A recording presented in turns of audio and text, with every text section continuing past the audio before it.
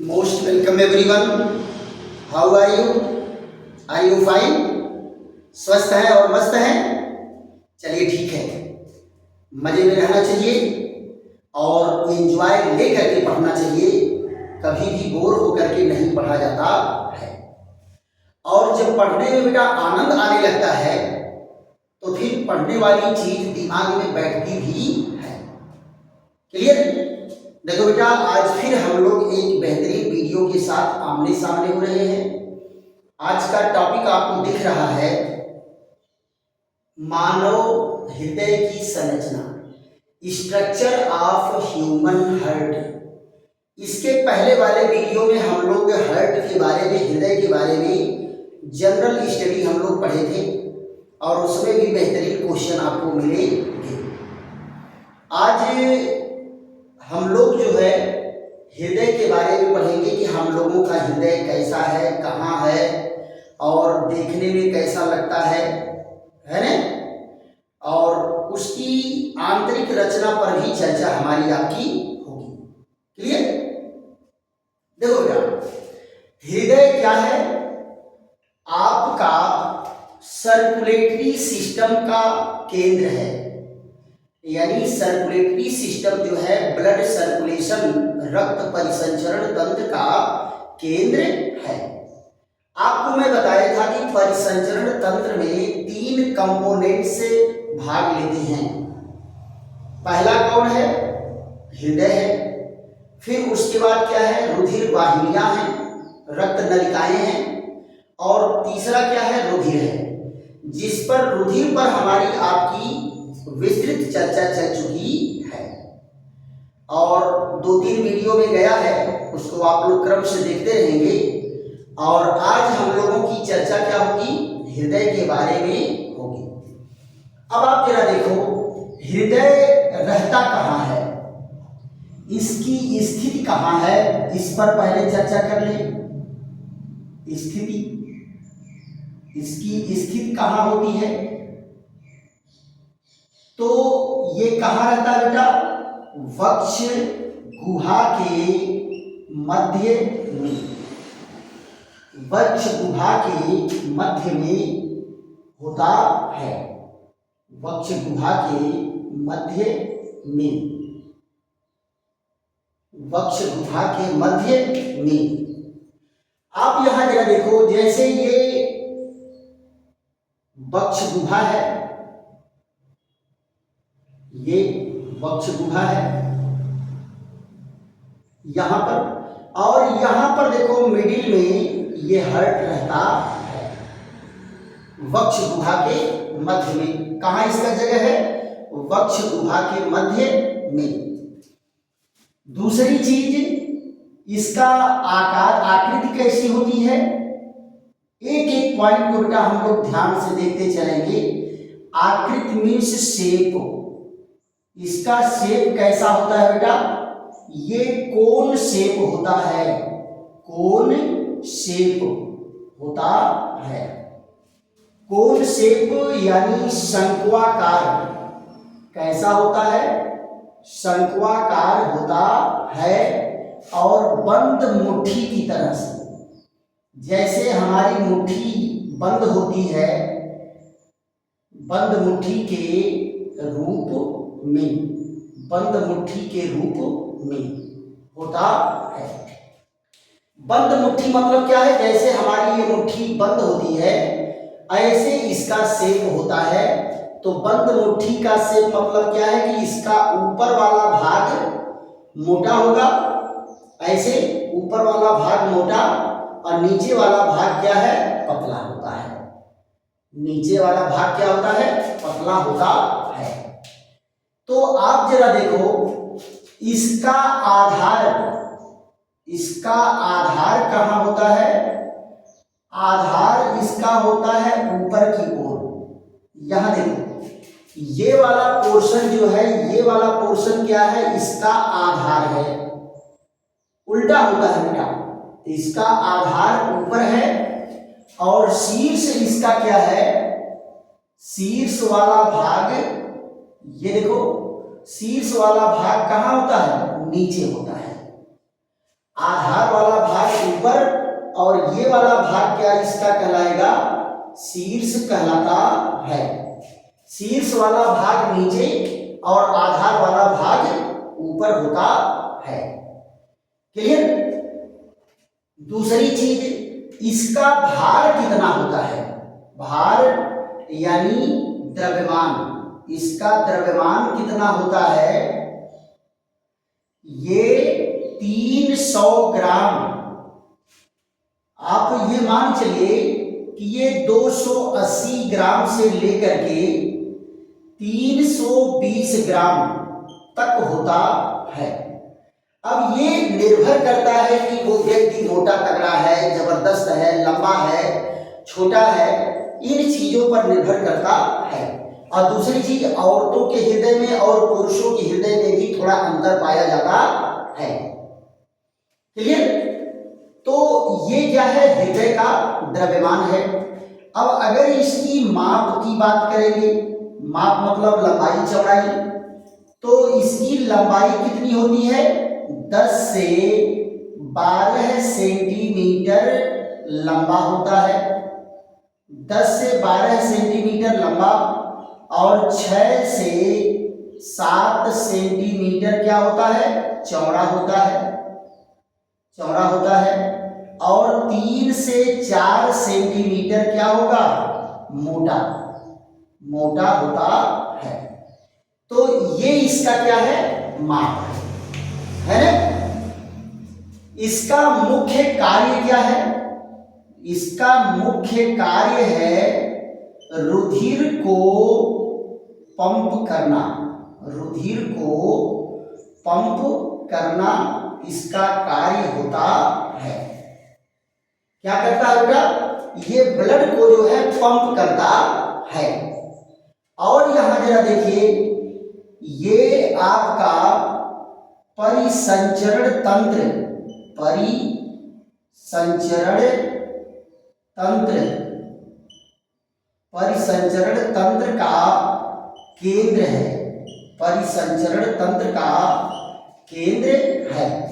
यानी जो 3 भाग से बना हुआ है, हृदय, रुधिर वाहिनियां और रुधिर, तो ये सबका क्या है, सेंटर है। यहीं से रुधिर परिसंचरण होता है।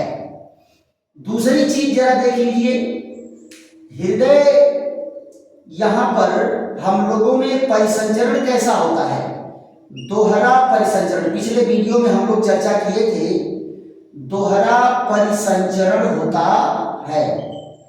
यानी शरीर का एक चक्कर लगाने में रुधिर हृदय में 2 बार प्रवेश करता है।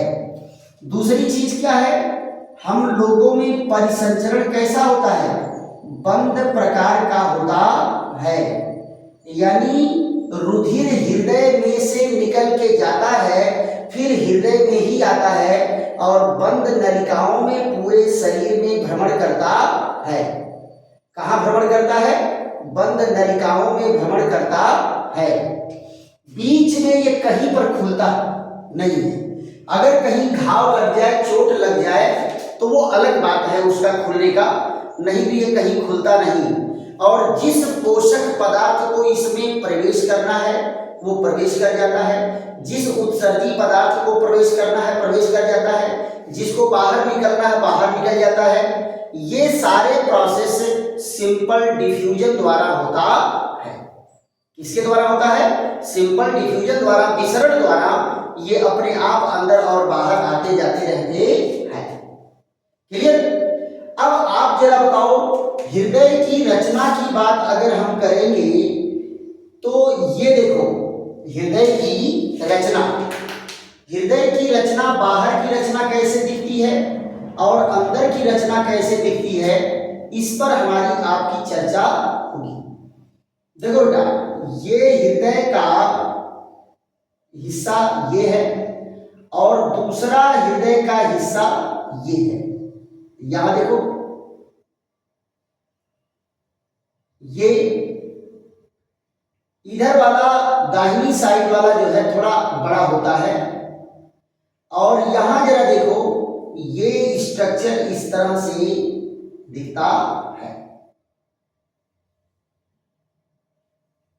ये देखो, ये हृदय का है और यहां से देखो ये रक्त नलिकाएं निकली रहती हैं, रक्त नलिकाएं निकली रहती हैं। ये कहाँ रक्त नलिकाएं चली जाती हैं? ये फेफड़े में चली जाती है। कहाँ चली जाती हैं? फेफड़े में। और एक दूसरी रक्त नलिका होती है, दूसरी रक्त नलिका जो यहां से निकलती है, यहां से निकलेगी और ये मोटी होती है और घूम करके ऐसे आती है पीछे से, यहां जरा देखो, और ये पीछे से होकर के ये चली जाती है, ऊपर भी कई ठो डिवाइड हो जाती है। ये महाधमनियां, और यहां पर जरा देखो ये इनकी रचना है। ये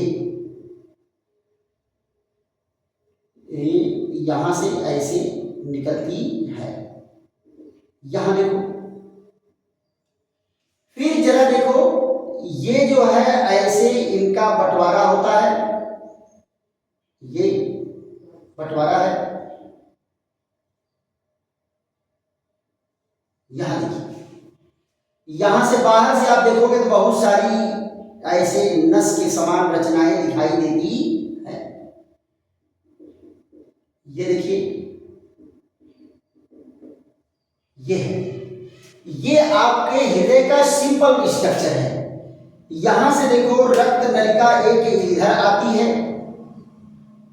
एक इधर आ गई, और ये एक इधर से आती है।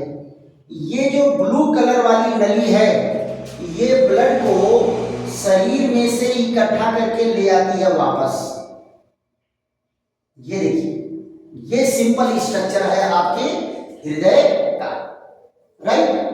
ऐसे ही बेटा साथ में अगर देख देख करके बनाओगे तो एक बेहतर ढंग से आपका फिगर बन करके तैयार होगा। आप जरा देखो, इन सबके चारों ओर एक आवरण होता है, दोहरी भीति का आवरण। क्या होता है बेटा? दोहरी भीति का आवरण होता है। हम आवरण पर भी जो है एक एक पॉइंट चर्चा करेंगे। ये देखिए, ये दोहरी भीति का आवरण है और इसके अंदर एक लिक्विड भरा होता है। इसके अंदर भी क्या भरा होता है? एक लिक्विड भरा होता है। लिक्विड भरा है, ये देखिए यहां पर लिक्विड भरा हुआ है। आप ये देखो, ये लिक्विड भरा हुआ है। देखो फर्स्ट क्लास हृदय बन करके तैयार हो गया। यहां पर जरा देखो, ये क्या है? ये है बायां अलिंद, बायां अलिंद है ना? इसको कहते हैं लेफ्ट आर्ट्रियम। क्या कहते हैं? Left atrium. लेफ्ट आर्ट्रियम क्या होता है? ये छोटा होता है। लेफ्ट आर्ट्रियम छोटा होता है, क्यों? क्योंकि इसमें केवल फेफड़े से रुधिर आता है। कहां से रुधिर आता है? केवल फेफड़े से रुधिर आता है। तो एक ही अंग से आने के नाते, एक ही अंग से आने के नाते ये छोटा होता है, एक ही अंग से। और यहां पर जरा देखो, ये क्या है? ये है दायां अलिंद। इसको क्या कहेंगे? दायां अलिंद। ये क्या होता है? ये बड़ा होता है। बड़ा क्यों होता है? क्योंकि संपूर्ण शरीर से रुधिर आता है। संपूर्ण शरीर से रुधिर आकर के कहाँ इकट्ठा होगा? यहाँ इकट्ठा होगा। इसलिए ये थोड़ा सा बड़ा होता है, थोड़ा सा बड़ा होता है। अब यहां जरा देखो, इसमें कौन, ये वाला हिस्सा क्या है? ये हिस्सा है बायां निलय। क्या है? बायां निलय। नीचे वाले भाग को बेटा निलय कहते हैं, इसको कहते हैं लेफ्ट वेंट्रिकल। क्या कहेंगे बेटा? Left ventricle. ये क्या होता है? बड़ा होता है। ये क्या होता है? बड़ा होता है। और ये कहाँ? संपूर्ण शरीर को, ये रुधिर कहाँ भेजता है? संपूर्ण शरीर को भेजता है। तो सारे शरीर में रक्त को भेजेगा तो ज्यादा रक्त भेजना पड़ेगा, इसलिए ये थोड़ा सा बड़ा होता है। और ये चौथा कक्ष जो है ये कहलाता है दायां निलय। क्या कहलाता है? दायां निलय। इसको कहते हैं राइट वेंट्रिकल। राइट वेंट्रिकल कहते हैं। ये क्या होता है? ये होता है छोटा। ये कहाँ रक्त को भेजता है? ये फेफड़े में भेजता है। कहाँ भेजता है? फेफड़े में रुधिर को भेजता है। तो केवल एक अंग में भेजने के नाते ये छोटा होता है, केवल एक अंग से रुधिर ले आने के नाते ये होता है। आप जरा बताओ, अलिंद क्या करता है? अलिंद, अलिंद रुधिर एकत्र करता है। ये क्या करेगा? रुधिर एकत्र करता है, कलेक्ट करता है, एकत्र करता है। और ये निलय क्या करता है? निलय, निलय रुधिर को भेजता है, रुधिर को भेजता है, रुधिर को भेजता है। तो आप जरा बताओ, आधा जो ऊपर वाला हिस्सा है, ये ऊपर वाला हिस्सा, ये ब्लड को कलेक्ट करता है। क्या करता है? ब्लड को इकट्ठा करेगा। ये फेफड़े से इकट्ठा करेगा। यहां देखो, दो नलिकाएं लेकर के आती हैं, ब्लड को फेफड़े से लेकर के आती हैं और यहां पर ये एकत्र होता है। कहां? बाएं अलिंद में एकत्र होता है। तो ये हृदय से ले आने वाली नली, ये क्या कहलाती है? फुफ्फुस शिरा। इसका नाम क्या है? फुफ्फुस शिरा। इसमें से क्या लेकर के आता है? शुद्ध रुधिर। ये लेकर के कहां से आता है? शुद्ध रुधिर लेकर के आता है। और कहां से लेकर के आता है? फेफड़े से। कहां से लेकर के आता है? फेफड़े से लेकर के आता है। तो फुफ्फुस शिरा जो है ये लेकर के कहां से रक्त आएगा? फेफड़े से आएगा। और जो रुधिर फेफड़े से आएगा वो शुद्ध होगा। शुद्ध मतलब क्या है? उसमें ऑक्सीजन घुला होगा, तो वो शुद्ध होता है। क्लियर? और ये जरा देखो, ये रक्त को लेकर के जा रही है, रक्त को लेकर के जा रही है। तो हृदय से रक्त को ले जाने वाली नली को धमनी कहते हैं। तो ये फेफड़े में ले जा रही है, इसलिए इसको क्या कहेंगे? फुफ्फुस धमनी। ये क्या करता है? अशुद्ध रुधिर ले जाता है। कौन सा रुधिर ले जाता है? अशुद्ध रुधिर। इसमें फुफ्फुस धमनी में कैसा रुधिर जाएगा? अशुद्ध। अब कहां लेकर के जाएगा? फेफड़े में। कहां लेकर के जाएगा? फेफड़े में लेकर के जाता है, फेफड़े में लेकर के जाएगा। क्लियर? तो ये फुफ्फुस शिरा क्या है? फेफड़े से रुधिर को ले आती है। ये ब्लू कलर वाली जो है फुफ्फुस धमनी क्या है? फेफड़े में रुधिर को ले जाती है। क्या करने के लिए? अशुद्ध रुधिर को शुद्ध करने के लिए ले जाती है ना? अब यहां जरा देखो बेटा, ये शिराएं हैं। ये कौन है? ये आपका कहलाता अग्र महाशिरा। क्या कहलाएगा? अग्र महाशिरा कौन है? ये अग्र महाशिरा है। इसको क्या कहते हैं? अंग्रेजी में कहते हैं superior vena cava. Superior vena cava क्या कहलाएगा? Superior vena cava. और ये क्या है? ये है पश्च महाधमनी। पश्च महाधमनी, अरे पश्च महाशिरा है। क्या है? पश्च महाशिरा।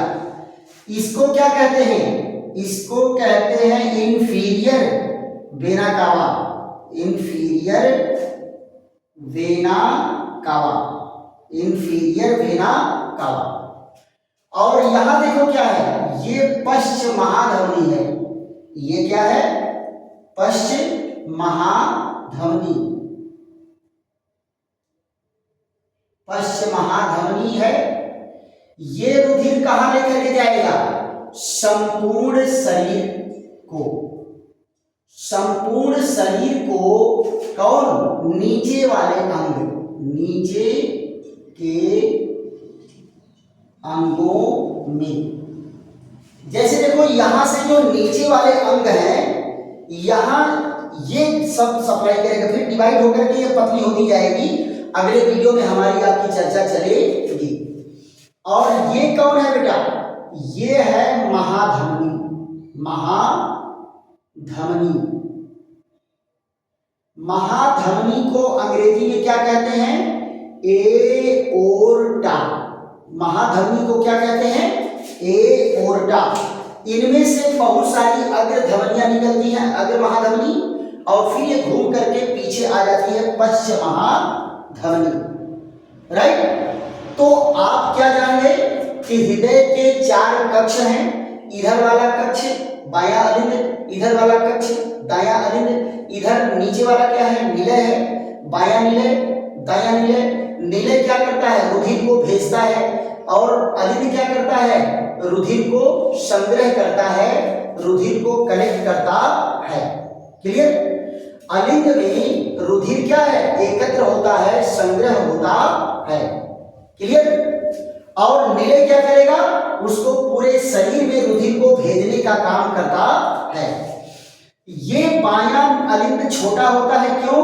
क्योंकि केवल फेफड़े से रुधिर एकत्र करता है। और ये बड़ा होता है, क्यों? क्योंकि इसमें पूरे शरीर से रुधिर एकत्र होता है। निलय में देख लो, ये निलय बड़ा होता है, क्यों? ये बड़ा इसलिए होता है कि पूरे शरीर में रुधिर को भेजना होता है। और ये छोटा होता है, क्यों? क्योंकि केवल ये क्या करेगा? यही हृदय से रक्त ला करके यहां देखो, यहां से रक्त यहां आ जाएगा, पंप हो जाएगा। क्लियर? तो यहां देखो, ये केवल फेफड़े में भेज रहा है, इसलिए छोटा है। ये पूरे शरीर में भेज रहा है, इसलिए बड़ा है। ये केवल फेफड़े से ले आ रहा है, इसलिए छोटा है। ये पूरे शरीर से ले आ रहा है, इसलिए बड़ा है ना? तो ये आपके हृदय की संरचना है। अब हम लोगों की चर्चा क्या होगी? इसकी आंतरिक संरचना पर चर्चा करेंगे। तो इसका जो है एक बार स्क्रीनशॉट ले लीजिए आप लोग। देखो बेटा, एक चीज इसमें छूट रहा है, ये भी आप लोग जानते। आपको मैं ये बाहरी आवरण वाला नहीं बता पाया, क्या है ये? देखो बेटा, ये हृदय के चारों ओर है, तो इसीलिए इसको कहते हैं पेरी। चारों ओर वाले को क्या कहते हैं? पेरी। पेरी माने चारों ओर। और हृदय को कहते हैं कार्डियम। तो ये क्या हो जाएगा? Pericardial membrane. पेरिकार्डियल मेम्ब्रेन है, इसकी हिंदी भी यही होती है, पेरिकार्डियल मेम्ब्रेन। और इसमें जो लिक्विड भरा है, ये क्या कहलाता है? Pericardial, pericardial fluid, pericardial fluid कहेंगे, है ना? अब आप जरा देखो, इनका काम क्या है? पेरिकार्डियम का काम, यानी ये पेरिकार्डियम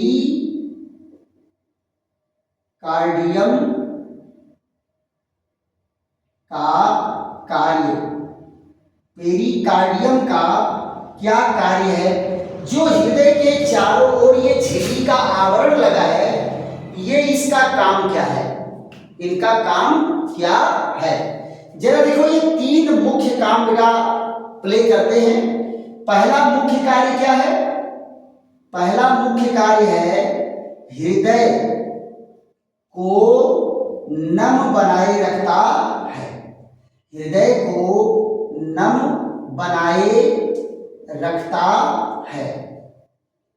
हृदय को नम बनाए रखता है। दूसरा काम क्या करेगा? हृदय को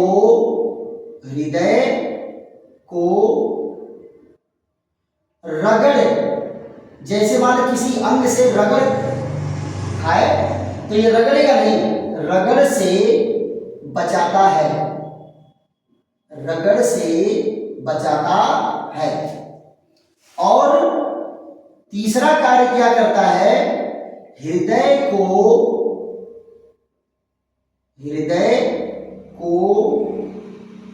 बाह्य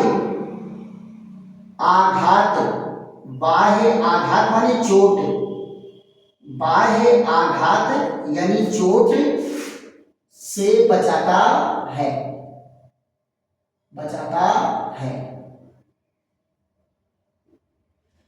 अब बेटा देखो बाह्य आघात मतलब क्या है कि हल्का फुल्का चोट से ये बचा लेगा।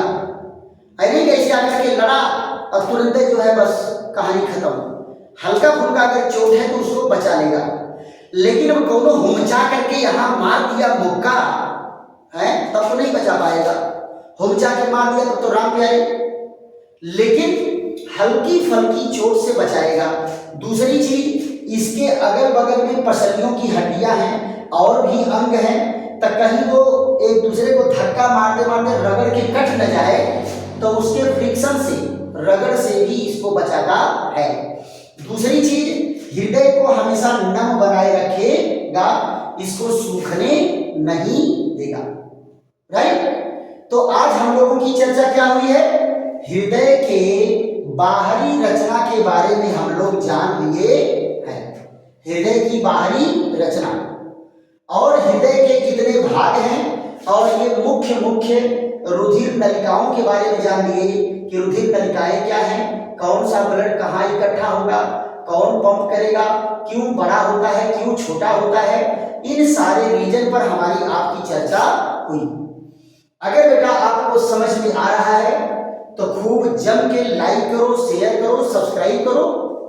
दोस्तों मित्रों को भी बताओ कि बायोलॉजी और केमिस्ट्री की धूम मची है बेटा। झाड़ू ले करके बटोर लो नॉलेज को, झाड़ू ले करके नॉलेज को बटोर लो। देखो बेटा हमको बहुत जल्दी नहीं रहती है, ये नहीं जल्दी रहता कि एक ही वीडियो में मैं पूरा आपको लंका पलंका ला करके उसमें ठूस दूं, ऐसा नहीं। एक एक बात पर, एक एक छोटी छोटी चीज पर पूरे डिटेल में चर्चा आपसे होगी। और यहां पर जरा देखो, ये जो भी पॉइंट है एकदम क्लियर आपको बताया गया है। अब तमाम बच्चे डिमांड करते हैं translate to Hindi, translate to English, तो बबुआ दोनों में दे रहे हैं, थोड़ा थोड़ा दोनों में दे रहे हैं। आप लोग प्रयास करिए इसको समझने का। और अगर आपको आपकी भाषा में मालूम है तो हम जानते हैं कि आप लोग अपना ट्रांसलेशन बना ले जाते हो, है कि नहीं? तो इधर उधर बहुत ज्यादा वो करने की जरूरत नहीं है। Language only a medium of communication. Language क्या है? केवल एक कम्युनिकेशन का मीडियम है कि कैसे, how to communicate each other, कैसे हम एक दूसरे से कम्युनिकेट करते हैं, है कि नहीं? नॉलेज ये है जो चीजें आपको बताई जा रही है। अब किसी भी लैंग्वेज में, हिंदी में, अंग्रेजी में, भोजपुरी में, आपके दिमाग में समझ में आना चाहिए कि समझाने वाला समझा क्या है। बात समझ नहीं आई? तो इसको जो है अगर आप सब्सक्राइब किए हो तो जैसे ही वीडियो अपलोड करेंगे सबसे पहले वो वीडियो आपके पास पहुंचेगा। और अगले वीडियो में हम लोग हृदय की आंतरिक रचना के बारे में चर्चा करेंगे, इंटरनल स्ट्रक्चर के बारे में चर्चा करेंगे कि उसमें कौन कौन से कक्ष होते हैं, कौन कौन से वाल्व होते हैं, कब कौन सा वाल्व खुलेगा, ब्लड सर्कुलेशन कैसे होता है, और एक ब्लड सर्कुलेशन में, एक पंपिंग में कितना समय लगता है। इन सारी चीजों पर चर्चा चलेगी।